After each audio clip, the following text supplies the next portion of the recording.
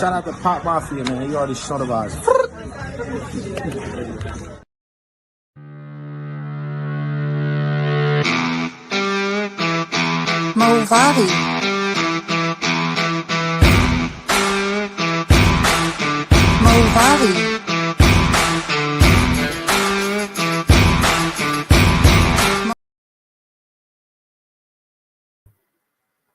All right, we are live again. So welcome to the Pops Mafia YouTube channel.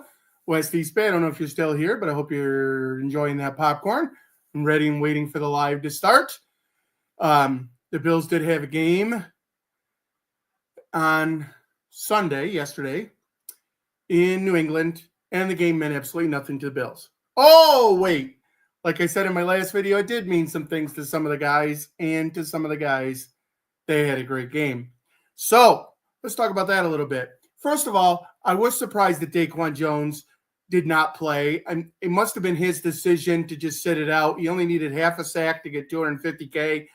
I would have assumed he would have played through that, but he decided to sit this one out. Other guys that did have incentives on the line, the Bills made sure to get Von Miller out there early so that he could get his sack and get his $1.5 million bonus.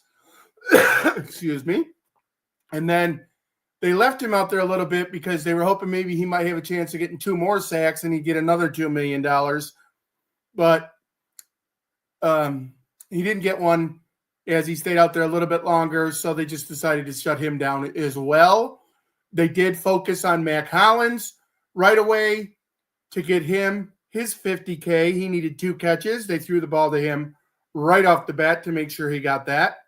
And then an interesting play with our punter, Sam Martin, needed 1 punt to be down to inside the 20-yard line. And right before the half, he had the opportunity. And the ball bounced at like the 17-yard line and bounced out to the 24. It took a bad bounce and was down to the 24-yard line, so he didn't get his bonus. But Sean McDermott took care of him. At the 35-yard line, instead of what we would usually kick a field goal from that distance, he allowed Mac Hollins to punt. Mac almost blew it. He kicked a beautiful ball down to the 1-yard line. It almost went to the end zone, but Jamarcus Ingram made a fantastic play to keep it out of the end zone and have the ball down to inside the 5. So he got his $100,000 bonus as well. Sam better give a little bit of a Christmas gift to Jamarcus Ingram for helping him out there to make sure he got his bonus. So we got those. And then we talked about Cook needing 19 yards to get over 1,000. So they started him. He got over 19 yards and he got his 1,000 yards. And then they pulled him from the game. And when they got close to the end zone, they wanted to get him the Buffalo Bills touchdown record. And they gave him the ball so he could run it in, touchdown rushing record for James Cook, which is pretty amazing because when the Bills get down to the 1-yard line, they don't hand it off to the running back like a lot of other teams do.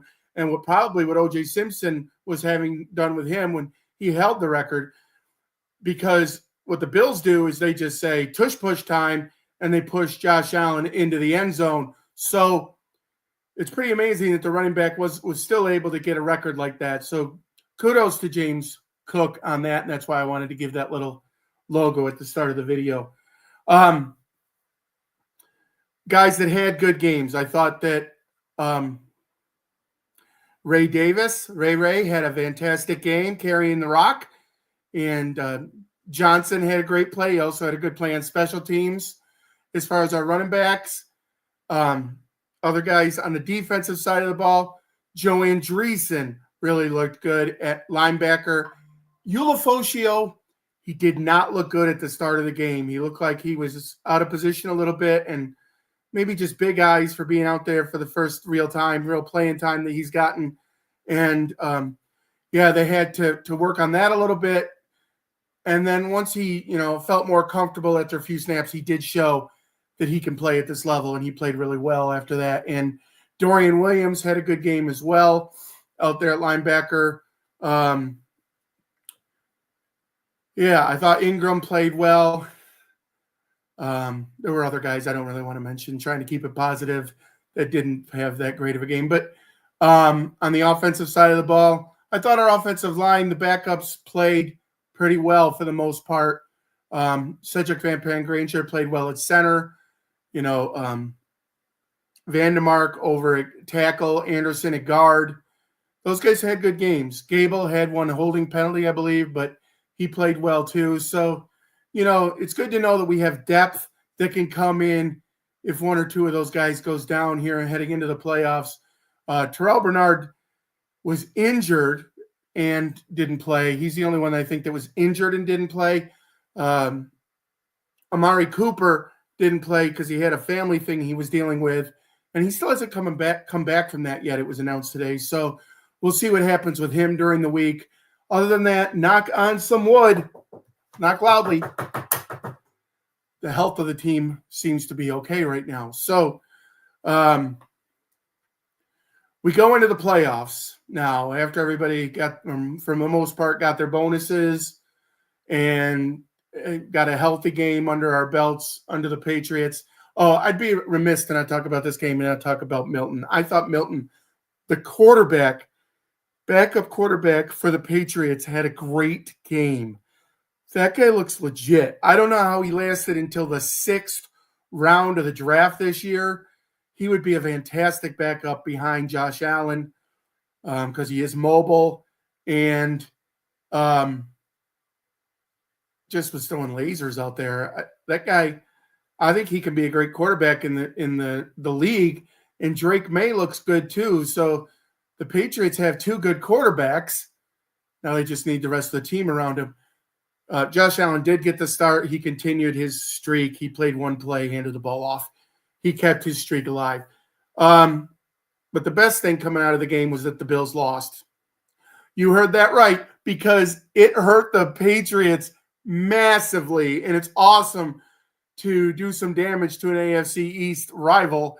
The Patriots fell from the first pick in the draft to 4 or 5 now, and that's a huge difference because in recent years, and not even recent years, a lot of times in the draft, the first pick can trade that pick and get multiple first-round picks later on. And there's some quarterbacks at the start of the draft guys are going to want, and they don't need one. So they could have traded and got a lot for that. I mean, look what Carolina gave up. Look what the Bears have given up. I mean, that you can get a lot for that. And so that's going to hurt the Patriots long term. Let's just say that. And they fired their coach after the game. Didn't really sound like he left the media thing and didn't even get back to the locker room. They let him go. And so the Patriots are looking for a new coach. They should go with Mike Vrabel. I think it's an obvious decision to bring back a Patriots player who has proven to be a good coach in the NFL. But I hope they don't, because I like it when the other teams make mistakes. Speaking of mistakes, after the Fish game, the Dolphins' best player, in my opinion, Tyreek Hill, announced that he's gone. He wants out of there. And then the owner announced that the general manager and coach are staying. It's great to have a coach that the players don't want to play for and they ask to leave. So good for the Dolphins. Keep them out of here. And I hope the Jets decide to keep Aaron Rodgers around too, because that guy looks like he's getting older and older, as we all are, but he's an NFL football player, and just keep him out there. Keep him out there, because that makes it easy wins for the Bills. Joe Brady, I'm assuming you're asking about, will he keep his job? Let's worry about that after the season, because we have playoffs coming up, and it's a big time in the playoffs. But just real quickly, Joe Brady, I do think he'll get a head coaching job somewhere in the NFL in the offseason. I hope it's not with the Jets, because I'd like to keep him out of the AFC East, as I before mentioned. I like to have teams make bad decisions on their coaching decisions, and I think Joe Brady will be a good head coach. So let's get him out of the AFC East and go from there. If they do lose Joe Brady, I hope that Frank Reich will at least take an interview to be the offensive coordinator with the Bills, as he is now out of head coaching. in the NFL. So let's see what happens there. Love to bring back our former quarterback and proven good head coach in the league to be our offensive coordinator. Anyway, on to the playoffs. We are going to be facing the Denver Broncos because they walked all over the backups for the Kansas City Chiefs, as Kansas City didn't care about the game at all. And I think they hate the Bengals so much, they really didn't care because they didn't want the Bengals to have any chance of making the playoffs, which they would have if they would have won that game and the Dolphins lost, which the Dolphins did to the Jets. So, yeah, we'll be making a video later this week to talk more about the Denver Broncos. They obviously have a very good head coach, Sean Payton, and Bo Nix. Is he really a rookie quarterback? I mean, the guy played so many big games in college and was under the lights so much in college. He's older for a rookie, but Bo Nix is a good quarterback, and the intimidation of walking into our stadium probably won't be as bad because he did play some big college football games under the lights. But obviously we'll be making noise and trying to help as much as we can with the Bills to get the Broncos off their game. They do have a good wide receiver. They have a good defense, and they lead the league in sacks. So those are things we'll have to worry about. Just talking really quick. But yes, the Buffalo Bills were in the playoffs. I was happy to see a 1 o'clock game. I know a lot of Bills fans want the Bills to play the primetime games, but you're not probably the ones that are driving home after the game in the middle of the night. So, yeah, we want to watch the Bills at 1 o'clock. It's warmer then, too. So, looks like, I mean, it's far out from the game right now, but does look like we will have some good weather, maybe a little cold.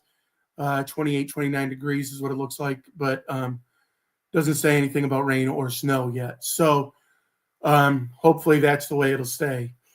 If anybody else has any questions for me, it looks like as we head into the playoffs too, I'd like to talk about Pittsburgh. Pittsburgh is playing awful football. They have no offense. They should go back to Justin Fields as their quarterback. Pickens can't catch. Other than that, they have a great chance of losing Smalley to the Baltimore Ravens, who are playing fantastic football. So they will probably get killed in their game against Baltimore. And then the Texans are playing the Chargers. I feel good about the Texans. They're playing at home, but the Chargers are playing really good football too. The Chargers go in as a 3-point favorite, I believe, maybe 3.5 points now, but that means it's really toss-up. So, let's see what happens in that game. That should be a good one to watch on Saturday. And then the Bills game, the Bills are now an 8.5-point favorite. I think that's a little much. The Denver Broncos defense is really good. Nothing against Josh Allen. I hope he has the perfect game, scoring touchdowns on every drive like he did in the wild card game against the Patriots a few years ago, but we'll see what happens there. So, yeah, playoff football. This weekend, it's a great weekend to watch football. A lot of really good football games and just fun to watch good football. I thought that game last night was going to be better. Detroit really took it to Minnesota. But anyway, with that, we're about 15-minute mark of this video. I appreciate everyone watching. And I remind you to go Bills. And remember, always. Oh, wait a minute. I saw a picture right here I wanted to talk about. He's over here, actually. Javon Solomon played fantastic. Always remember, God loves you. God loves you. And so do I.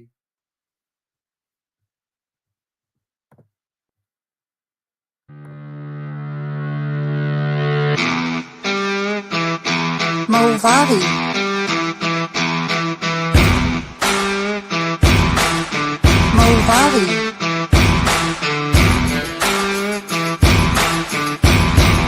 Shout out to MAfia, man. You already sodomized. You missing it? The guys are dancing. Let's go, Dwayne! Yeah! each other! Woohoo!